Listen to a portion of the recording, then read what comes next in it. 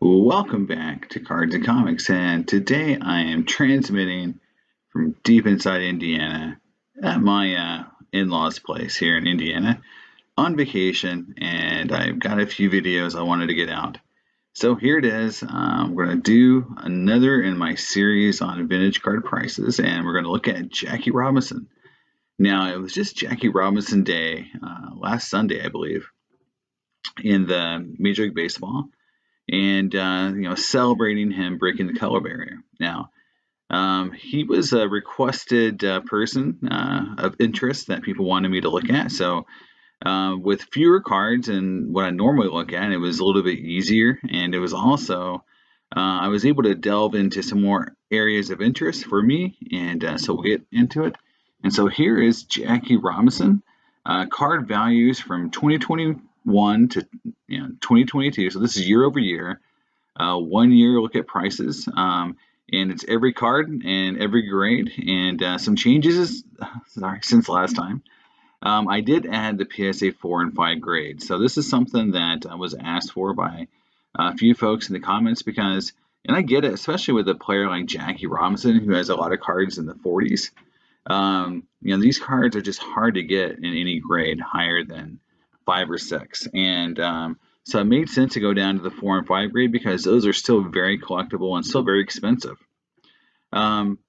Secondly, I've added a tracker on the transactions or sales per card per grade because as you get into Jackie, especially with some of his rarer cards, you'll see that some of them have very low year-over-year sales, and that's going to impact the overall value because, again, the idea of one card could really change a comp. You'll see that some of these cards have very low year-over-year sales in terms of total transactions. And then, since this is kind of the third in the series where I've done Willie Mays, Hank Aaron, and now Jackie Robinson, I thought I would do a summary comparing all three players to see how their cards are selling since last year in terms of average price and per grade. And you'll see some really interesting things, and we'll talk about it. Now, here's the raw data. Now, over here, I did include color coding this time, where you've got the cards that sold. So 2020 is on the left and 2021 is on the right in terms of the numbers here. So you'll see the different grades and you'll see the different numbers. Anything in red is basically a loss in value between 2020 and now. So you can see that, unfortunately for Jackie Robinson, and we'll get into more details here, mostly except for the PSA 8s, the numbers are in red. And I think that is very indicative that Robinson was, by and large, a very targeted player for the 2020 price increase. And so as prices started to correcting in 21 and further in 22, you'll see a lot of his cards have gone down in value from those peaks. And so you're seeing kind of the end of that. I see a floor coming for a lot of these cards, and we'll talk about it. And we'll really go into some detail on what cards are really going to probably hold value and probably bounce back and start going up again pretty quickly. All right, so going into high-level summary here. Overall, if you look at total card value change, either dollar or percentage-wise, you can see that only the PSA 8 grade really held its own for Jackie Robinson. Even 4s, 5s went down quite a bit in value. You can see the 7 took the biggest hit in terms of percentage and total dollars, followed by the PSA 4. And I'll get into some reasons why I think that is. But this is the third player in a row where the PSA 7 took major financial damage. And I'll say it again, the PSA 7 has become a in-between grade. And, it's not cheap enough to be considered value, and it's not high enough in terms of condition to be high-end. And so I do think it takes the brunt of damage, meaning that it goes up very fast as people can't get the 8s anymore. So they get to the 7s and 6s, but when the prices start correcting, for holding 7s, it seems like that's the value, the grade that really takes the biggest hit when these corrections happen in these major Hall of Famers.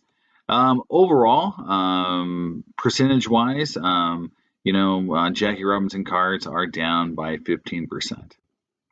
Now, let's go into each grade. And I think, in terms of biggest winner. So here you're seeing the 48 leaf, and this is a very interesting chart for me because it's showing that, that a lot of the eights went up in value. So the 48, 53, the 50, and the 55 all increased the most in terms of total dollar, while the 50 Bowman is on the list twice with the 8 and the 7. And we'll get into pop counts there to go into reasons why, but the 50 Bowman really did some major price corrections in the last year. Now, going into the just percent increases, you can see that the 50 Bowman almost doubled in price in the PSA 8. Now, looking at other cards, the 53 tops, the 55 tops, I'm going to chalk this up really to popularity. Hate to say it, but some cards are just more popular than others. In the 53 and 55 tops, not due to scarcity comparatively, right? I'm going to talk about comparative scarcity because if you were to compare, the pop counts of these 50s cards to, let's say, a 60s or 70s Hall of Famer, these cards are super rare. But in terms of just Jackie Robinson rare, the 53 and 55 aren't the rarest cards. But aesthetically, people love what they look like. They want the eights. The eights are the investor grade card. I hate to say it. I talked about being a card snob before. I said I won't just be buying eights anymore. But this does show why I was trained for many, many years to buy PSA 8s. It's because when prices go down, when it's only the high-end investors really buying cards, they want eights. And that's what I was taught to believe by dealers and just my own experiences. And unfortunately, with Jackie Robinson, I'm really seeing that, where the eights really held tight and grew. But you do see, the PSA 450 Bowman growing at a nice 25% clip here. Now, as far as losers, this is a very confusing list in terms of value loss, especially when I get to some later data. However, it does make sense in terms of this, is that in general, when you see that really sharp curve going up on some cards that were targeted, and mostly it was the leaf cards that were targeted because they're the rookie card. They experienced that vertical lift in pricing, and we're seeing them correct right now because they just went up too much, and that's just all there is to it. And it is a great card. It is iconic. It is going to be the card everyone will eventually want to have. And if you have one, don't be scared if you have a 48 leaf. If you went out and bought a 48 leaf in any grade, that's a card for long-term collectors to hold and investors because it'll continue to grow. However, in a short 1 year span of great corrections and fluctuations, it's coming back down. And you're seeing other cards like the 52 tops as well coming back down in those really high-end grades where one sale, right? You're talking about just a few sales can really change that market because these cards are pretty rare. Every card on this dollar decrease list on the left here is rare comparatively for Jackie Robinson cards. These are the ones that are hardest to find, and they're the ones that are decreasing the most. So this is why I say it's very confusing for me because you would think the lower pop, harder to find cards would hold value, and they did go up so much though that the correction did hurt them. Now, and they had the biggest amount of dollars to lose. Now, again, if you go on the right side of it, you see more of the 48 leaves, but another card that's confusing is the gray back 56 tops. And I'll show you how much rarer that gray back is than the white back. For it to be losing value, it's a combination that a 7 probably, but it's probably just 1 or 2 sales that really, triggered that, and we'll go into it here in a minute. So, pop counts. So, when we get to a closer look, I want to talk about rarity here with these cards. I'm looking at something like this Jackie Robinson, let's just go with total pop and PSA 8, right? So if you go to total pop count here, you see a stark difference between cards from 52 tops to 53. So there's a clear line in the sand between the cards made, from pre 1953 to post 1953, right? There is a huge difference in pop count. Basically 2 to 3 times the amount of cards are available after the 52 top set. So that's where the rarity kind of really changes itself in terms of what cards are rare versus the ones that aren't. I would propose you would say the 53 tops is actually kind of medium rare, if you're going to the steak analogy, where the 54 on is kind of the easier ones to find, right? They're the non-rare cards. Now, so if you break it down to the PSA 8s, you can see that sub 100, so take 100 PSA 8s, there's only 5 cards on here, if you include the 56 grayback, that are below 100 PSA 8s, with the 2 rares being the 52 tops and 48 leaf. Well, scroll back up here and you can see the 52 tops and the 48 leaf were targeted as being some of the cards that lost value the most, including the 52 tops PSA 8. Considering it's the second hardest to get PSA 8, I think that's where you just got a sale that was just too high all at once, contributing to that steep decline. I think if we look at this again in 2 or 3 more years, or just even next year, you'll see that if more of those 8s do sell, that won't be the case because they're so rare. However, I'm going to propose also when you look at this transaction amounts, that these cards are starting to end up in vaults and permanent collection to the point where maybe we won't see sales like every year. Maybe a PSA 8, 48 leaf or 52 tops won't happen, but once every 2 or 3 years, because those cards just aren't available. Now, something's very interesting here is how the 50 Bowman, just in total availability, is second lowest. So it's actually harder to find the 50 Bowman than the 49 Bowman or the 48 leaf. So that's a very interesting thing, and that's why you saw a lot of price correction happen on that 50 Bowman. So let's look at transactions, and I kind of hinted at this, but we'll talk about it. There's a lot of cards here that didn't have more than 3 or 4 transactions in 1 year, and including the 48 leaf, including the 52 tops, right? Including a lot of the 50 Bowman cards. So a lot of cards here had sub 5 transactions and sub 10 transactions in 1 year, right? That's showing that availability is just low. So all it could take is 1 transaction in July of this year of a 52 tops or or a 48 leaf, and all of a sudden the card is worth or is perceived to be worth a lot more because of 1 sale, right? So this is why I'll go into later is the panic shouldn't really set in for people who think the sky is falling on these cards. It's really a matter of availability and timing of some of these sales to see it looks like, well, maybe everything is going down. I think it's just really that people are just not selling these cards hardly anymore in these super high grades, while you look at it, the 6s, 4s, 5s, and 6s have a lot more sales happening, especially in the 53, 54, 55, and 56 sets. You can see you're getting 30 to 40 transactions a year. So every 2 or 3 times a month, those cards are selling, compared to even PSA 8 54 tops is happening less than once a month. So that is just showing that those availability of cards will eventually create a more standard or even market than those cards selling less than once a month. And so again, for those cards that are really rare, selling less than once a month or sometimes even less than 5 times a year, 1 or 2 transactions will really swing the market.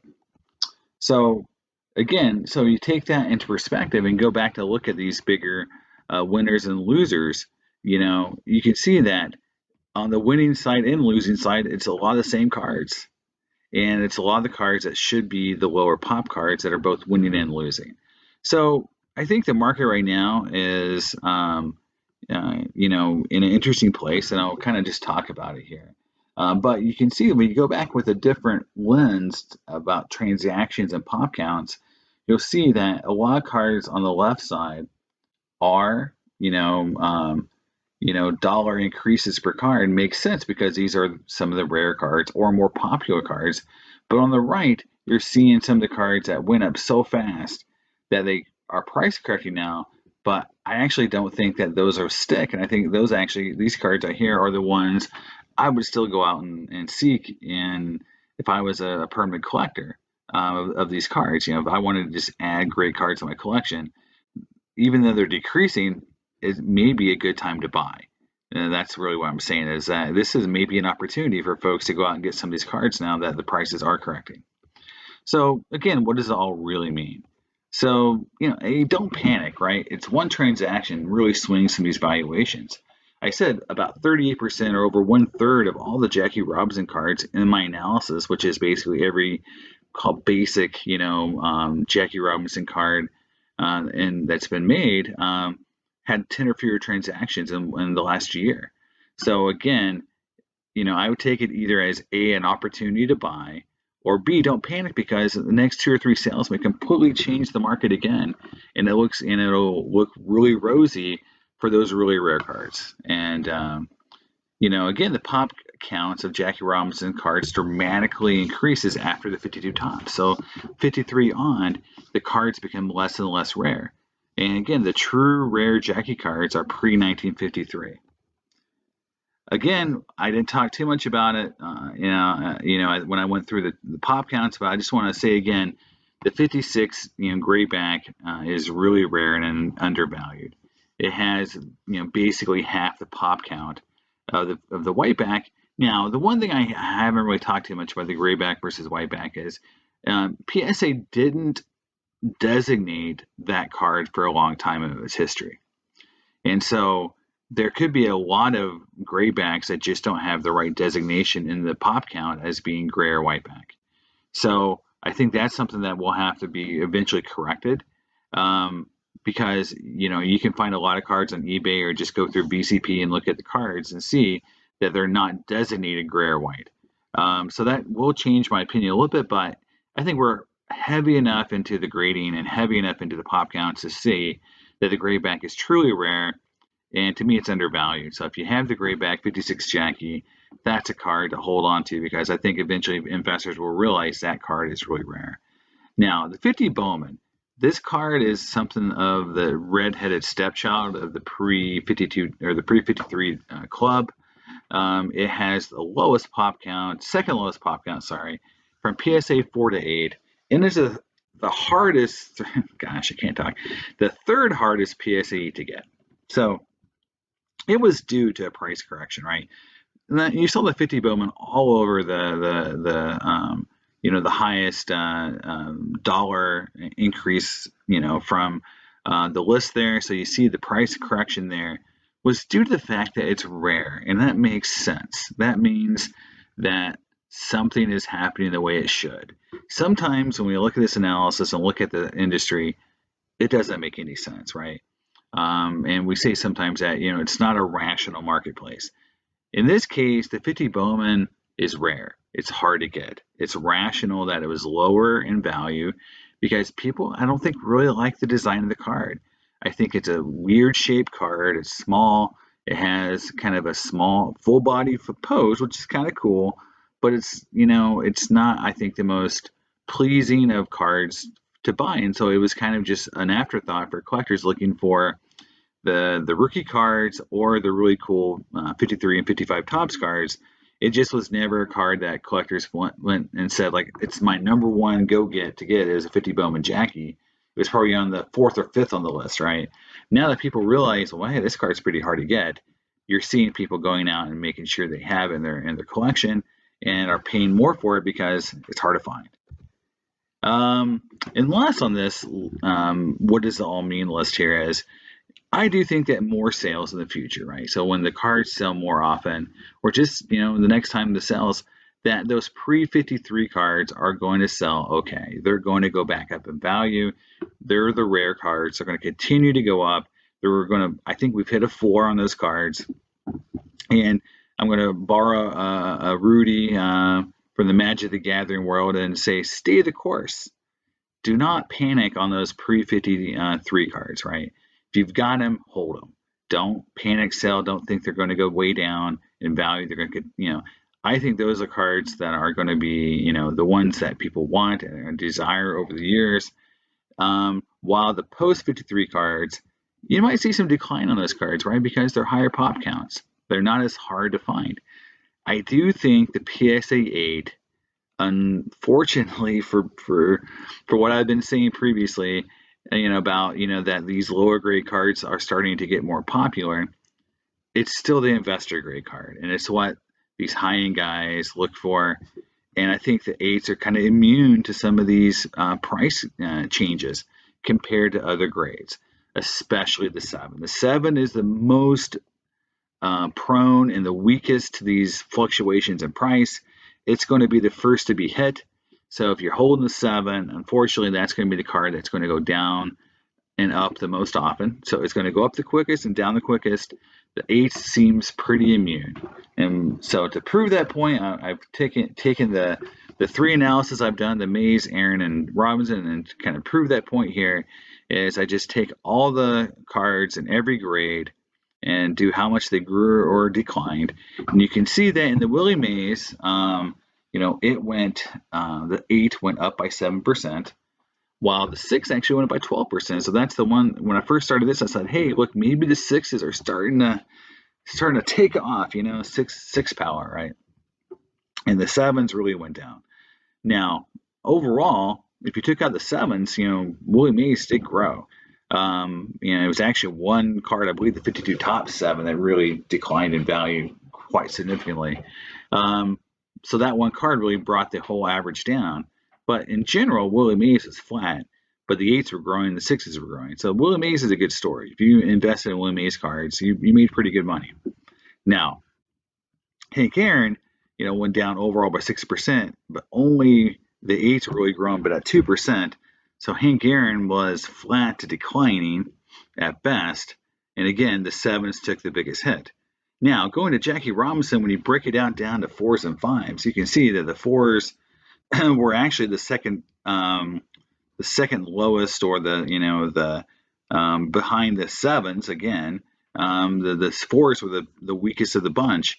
So even going down to the 4s didn't help people in terms of just value, because even the 4s went up too high and are starting to come back down to earth. 8s again on the Jackie Robinson, 9%, but overall negative 15. But again, Jackie's cards, a lot of them are rare, pre-53s.